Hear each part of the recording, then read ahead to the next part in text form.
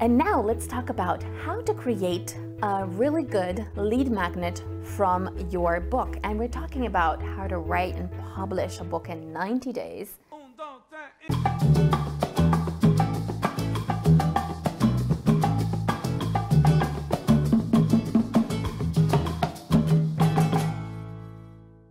Every book should contain some sort of lead magnet to something bigger, whether it's an online course, a product you're selling, a property you're selling, a workshop, a TEDx talk, a keynote speech, something. There has to be something that you are leading people to. And that is why your book needs to be like a lead magnet for something bigger. You don't want to show that this lead magnet is like people see the book and look like a brochure that attract the leads. So how can we hide these lead magnets? How can we make them more friendly? So, and how we minimize that so the lead magnet comes in the right time, in the right moment for the reader to actually take action on this? Very good question. So the very first thing is that you need to elevate yourself in the brand story.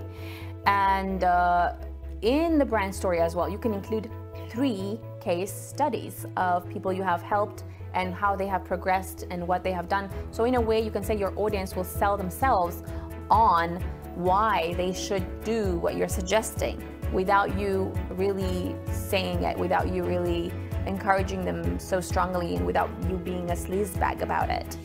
Now, secondly, at the end of each chapter, and not just at the end of each chapter, but throughout the chapters, you can have certain elements where you can say, okay, if you would like more information about this topic, or if you would like, for example, a checklist, or if you would like a template, if you would like something that is a complementary thing for this action, for this to happen, then you can download it here. And that is how you are going to have people go to your website and download something, and then it doesn't feel like you're selling to them. What all they're doing is they're gaining something by going to your website, and that is your lead magnet. Added value information that is not particular in the book. So in a way, we are leading the readers to find that extra information in this website, in this lead magnet. So when you can have an online course, a video, a checklist, and that's the way when you take the people from the offline to the online. Is that correct? Yes. So by doing it like this, by making it, by offering them something they need in order to complete a certain action inside the book, what happens is that they are not feeling like they are sold to. They're feeling like they're gaining something. They're gaining a checklist, they are getting something. Yeah, so they're always getting something. As long as they're getting something, they're getting a free training, they're getting a free webinar, they're getting something, then it's an opportunity for them rather than they're being sold to. Then what you can do is you can add at the back of the book, you can have some pages with adverts where you can put some adverts for your book. You can also have pages of adverts for your sponsors. For example, if you have some sponsors that would like to sponsor your book and help you to purchase a certain number of copies and also to advertise your book, that is a really good way for you to pre-sell copies of your book. And also it's a very good way to get money, to get basically your book funded even before you have written a single word. Or in the final stages of the book, you can also have it then. You can include that in. And then you can have, for example, at the back of the book, things like recommended programs and seminars. And that is where you can have, again, adverts for yourself, adverts for, let's say, if people want to collaborate with you, which email they should contact you on. If you want people to download or book certain programs, again, you can include the information there. So you can include the information about how people can download certain things throughout the chapters and also at the back of the book. And that's really important because I've noticed a lot of authors have missed out on doing this. And the only reason why, let's say, certain authors have not included that is because maybe they don't have anything to include. And that's why you have to be very creative about that, because even if you don't have, for example, a course that is ready right now, at least think about what is the name of the course, what are the 3 to 5 key outcomes, and then include them in.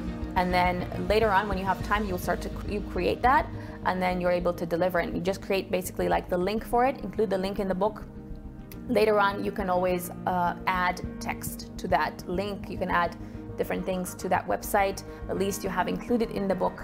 And it's important to include also your social media links and your website. And the website not just for one product, but for several products that you're promoting.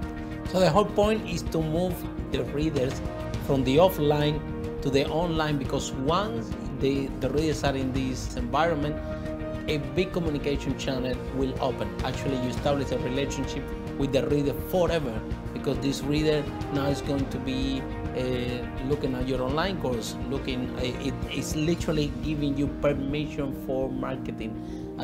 From the first time that this reader goes to the online and give you the name, email address, phone number, they are actually giving you permission for marketing. They're actually giving you permission for you to offer more products and services that he will be interested or not.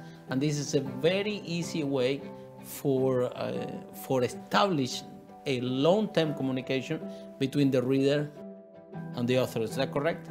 To sum up, you need to consider what is your marketing going to be, how are you going to include it in the book, where exactly are you going to include the lead magnets. Ideally, they should be included in every single chapter and at the back of the book.